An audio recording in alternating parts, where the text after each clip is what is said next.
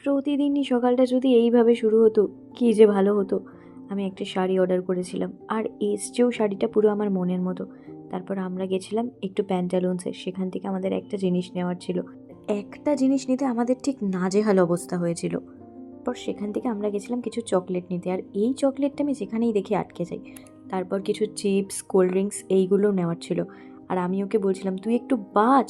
ও বলছে এত এফার্ট দিয়ে কী হবে। ও যদিও ঠিক কথাই বলেছে যে এইগুলো তো আমাদের সব দিয়েই দিতে হবে, যেইগুলো ওই বাড়ি থেকে আসবে সেইগুলো নিয়ে আমাদের মাথা ব্যথা। সত্যি কথা। তারপর আমরা সেখান থেকে গেছিলাম কিছু তত্ত্বের ট্রে কিনতে।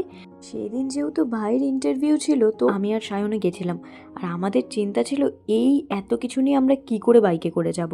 তারপর বাড়ি এসে দেখি এরা সব স্কিন কেয়ার করতে বসে গেছে, মেহেন্দি পড়তে বসে গেছে। আর আমরা দুজনে সারা রোদে পুড়ে ঠিক মুখগুলোকে কালো করে ফিরেছি। তারপর এসেই আমরা দুজনও বসে গেছি স্কিন কেয়ার করতে। তারপর আবার এরা মেহেন্দি পড়তেও বসে গেছে।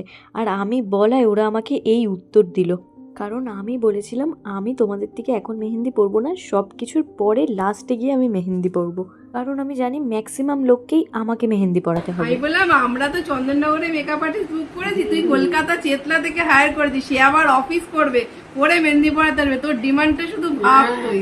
হ্যাঁ ভাই